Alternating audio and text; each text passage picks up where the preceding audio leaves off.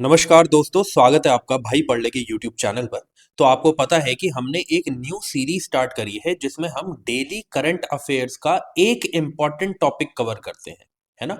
Daily current affairs का एक important topic cover करते हैं। और आज का जो टॉपिक है वो है most powerful solar radiation storm. ऐसे ही हमने कुछ बहुत इंपॉर्टेंट टॉपिक्स पहले भी कवर करे पिछले एक हफ्ते में। अब हम क्या कर रहे हैं, आज का टॉपिक सोलर रेडिएशन स्टॉर्म से रिलेटेड देख रहे हैं, जो कि पिछले 20 साल, मतलब कि अगर मैं करेक्ट ईयर की बात करूं तो पिछले 23 ईयर्स में सबसे ज्यादा पावरफुल सोलर स्टॉर्म है। ठीक है। अब देखिए जरा, हम इस वीडियो में क्या देखेंगे, हम इस वीडियो में देखेंगे आपके प्रीलिम्स के लिए कंटेंट, आपके मेंस के लिए कंटेंट। ठीक है। तो मेंस के लिए तो कॉन्सेप्ट समझना इंपॉर्टेंट है, और प्रीलिम्स के लिए जो चीजें इंपॉर्टेंट है मैं आपको लेक्चर में बताऊंगा। एक चीज मैं इसमें और ऐड करने की सोच रहा हूं, आप मुझे जरा कमेंट करके जरूर बताना कि मैं ऐसा करूं या ना करूं, कि जो भी इंपॉर्टेंट टॉपिक मैं करवा रहा हूं उसके ऊपर एक प्रीलिम्स रिलेटेड क्वेश्चन आपके लिए बनाना स्टार्ट कर दूं। लास्ट में मैं आपको दे दूंगा, आप उसे सॉल्व करेंगे और अगले दिन जो है हम उस क्वेश्चन को देख लेंगे। ठीक है। तो अब बिना टाइम वेस्ट करे अपनी आज की क्लास की तरफ चलते हैं। देखिए, अब ये जो आपको दिख रहा है ना, ये अरोरा, ये एक्चुअली रियल पिक है। ये मेरे ब्रदर ने भेजी थी मुझे, तो मैंने वो वहां पे ऐड करी है। तो अभी वो यूरोप में ही था, वो मर्चेंट नेवी में, तो मैंने सोचा कि आप लोगों के साथ एक रियल पिक्चर शेयर करी जाए। ठीक है। तो ये उसी कॉन्सेप्ट के ऊपर मैंने क्वेश्चन बनाया है जिसपे ये पिक है। अब देखिए क्या हुआ। यूजुअली होता क्या है, चलो पहले आपको न्यूज बता देता हूँ। The sun recently unleashed its most powerful solar radiation in over 20 years. Last जो ऐसा सोलर रेडिएशन को देखा गया था वो देखा गया था 2003 में। जो यहाँ पर NOAA space weather prediction center है, उसने इस सोलर रेडिएशन को S4 कैटेगरी में लिस्ट किया है। ठीक है। S4 क्या होता है? S4 का मतलब है वो सोलर रेडिएशन जो सीवियर कैटेगरी में, या जिसकी जो कैरेक्टरिस्टिक्स हैं वो सीवियर है, उसको इस S4 में ऐड किया जाता है। ठीक है। यूजुअली जो आपको अरोरास देखने को मिलती है वो कहां पर देखने को मिलती है? आपको वो देखने को मिलती है नॉर्थ पोल में। ठीक है। मतलब कि मेजरली वो पोल्स में देखने को मिलती है आपको, है ना। बट इस बार जब ये इतना पावरफुल सोलर रेडिएशन हुआ, उसके बाद ये हमने कहां पर देखा? हमने ये यूरोप में एंड इवन नॉर्थ अमेरिका में भी देखा। किसे? अरोरास को। क्योंकि इस सोलर रेडिएशन है, इसकी वजह से अरोरास फॉर्म हुए, जो हमें यूरोप एंड नॉर्थ अमेरिका में भी देखने को मिले, जो हमें कहां पर देखने को मिलते हैं? पोल्स में देखने को मिलते हैं। ठीक है। इसकी वजह से और क्या हुआ? इसकी वजह से हमें डिसरप्शंस देखने को मिले जीपीएस में। प्लस यहां पर जो हाई ऑल्टीट्यूड फ्लाइट्स थी उन्हें भी क्या किया गया? उन्हें भी डाइवर्ट किया गया। ठीक है। ये तो न्यूज थी, इसमें कोई कॉन्सेप्ट नहीं था, इसमें कुछ इंपॉर्टेंट चीज नहीं थी। ठीक है। जो इंपॉर्टेंट चीज है, जैसे कीवर्ड हो गया कि ये सोलर रेडिएशन होता क्या है, जो आपके प्रीलिम्स में पूछा जाएगा। S4 कैटेगरी की जगह S5 या S1 कैटेगरी डाल देंगे। ठीक है। तो ये पहले पता करना पड़ेगा कितनी कैटेगरी होती है, और उसके बाद इस कैटेगरी को कौन डिफाइन करता है, वो इंपॉर्टेंट है। इसके बारे में हम अभी आगे पढ़ने वाले हैं। ठीक है। अब देखिए जरा, देखो, अगर किसी को स्पीड मेरी स्लो लग रही हो ना, तो वो क्या कर सकता है, वो 1.25 या 1.5 की स्पीड पे वीडियो को कर लेना और फिर आराम से देखना। ज्यादा से ज्यादा 10 to 15 मिनट्स का कॉन्सेप्ट होता है ना, वो समझाकर हम आगे बढ़ते हैं। अब देखो जरा, सबसे पहले हम समझते हैं ये सोलर रेडिएशन है क्या। ठीक है। अब क्या है ना, कंफ्यूजन कहाँ आती है? कंफ्यूजन आती है कि सोलर रेडिएशन में, कोरोनल मास इजेक्शन में और सोलर फ्लेयर्स में डिफरेंस क्या है ना। तो एक एक करके सब समझाता हूं। देखो, सोलर रेडिएशन क्या होती है? जब भी सन में, देखो क्या है, जैसे ये सन है पूरा। ठीक है। यूजुअली होता क्या है, इसका जो इक्वेटर है वो फास्ट मूव करता है देन इसके पोल से। मतलब कि इसके जो पोल्स है जो वो मूव कर रहे हैं वो थोड़ा स्लो मूव करते हैं, इक्वेटर जो है थोड़ा फास्ट मूव करता है। अब यहाँ पर क्या है, आपको पता है बहुत सारे मतलब कि प्रोटॉन्स है, इलेक्ट्रॉन्स है, मतलब बहुत सारे जो है एनर्जी पार्टिकल्स यहाँ पे है सन में। अब होता क्या है कि क्योंकि ये तेज मूव कर रहे हैं और ये कम तेज मूव कर रहे हैं, तो इनकी जो मैग्नेटिक फील्ड है वो चेंज होती रहती है।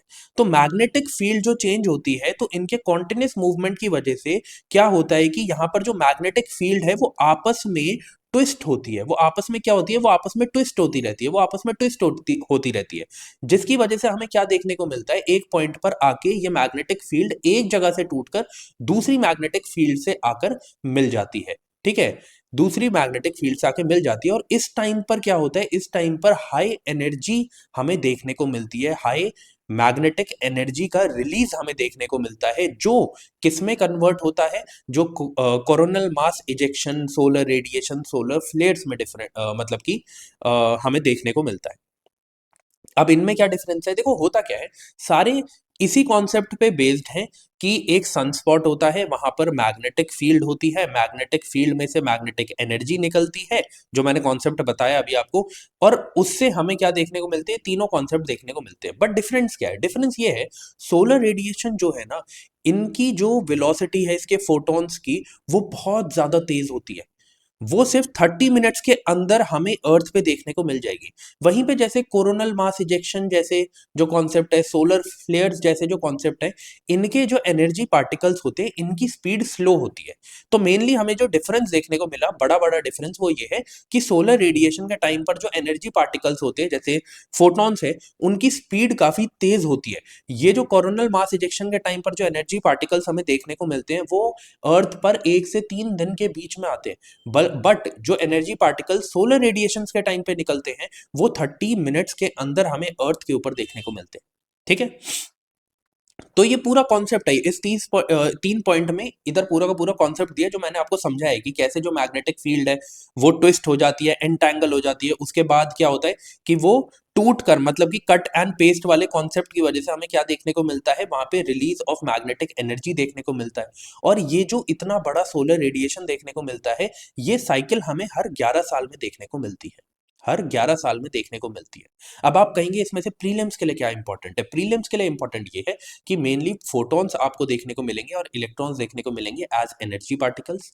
कैसे होता है, कॉन्सेप्ट आ सकता है, तो कॉन्सेप्ट मैंने आपको बता दिया है। कितने साल में रिपीट होता हुआ दिखता है, 11 साल में रिपीट होते हुए दिखता है। और इसके एक्टिव रीजन्स कौन से हैं, कहां से मैग्नेटिक फील्ड सबसे ज्यादा निकलती है, तो आपको याद रखना है सनस्पॉट से।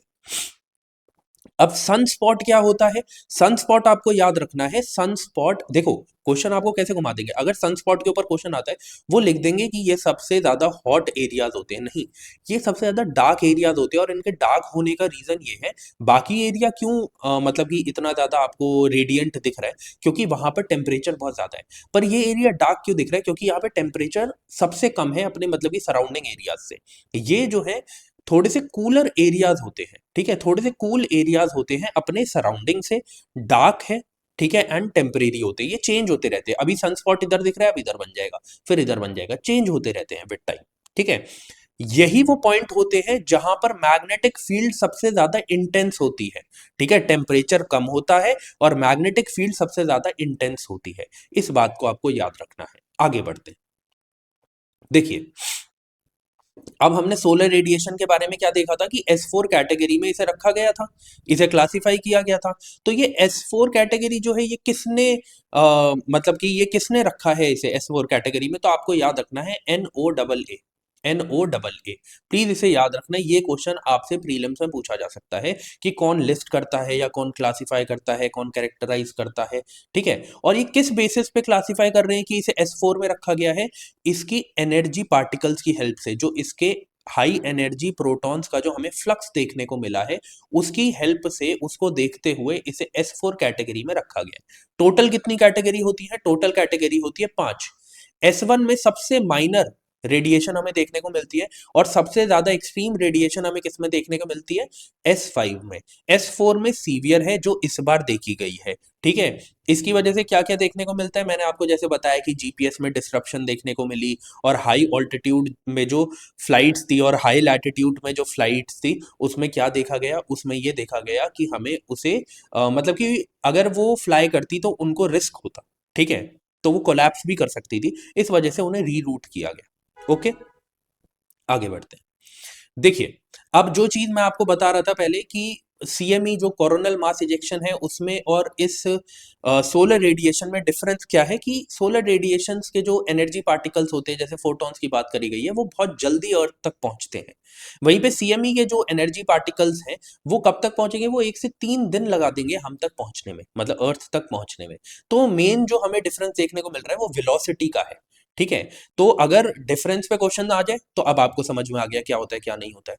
अब ये जो रिसेंट में ये इवेंट हुआ जिसे हम बोल रहे हैं कि ये most powerful solar radiation storm थी 23 ईयर्स में, है ना, वो एक्चुअल में उसने सन की सॉरी अर्थ के ऊपर इम्पैक्ट क्या किया। तो ये आपको याद रखना है कि ऐसे केसेस में, ऐसे इवेंट्स के टाइम पर अर्थ पे इम्पैक्ट क्या होता है ना।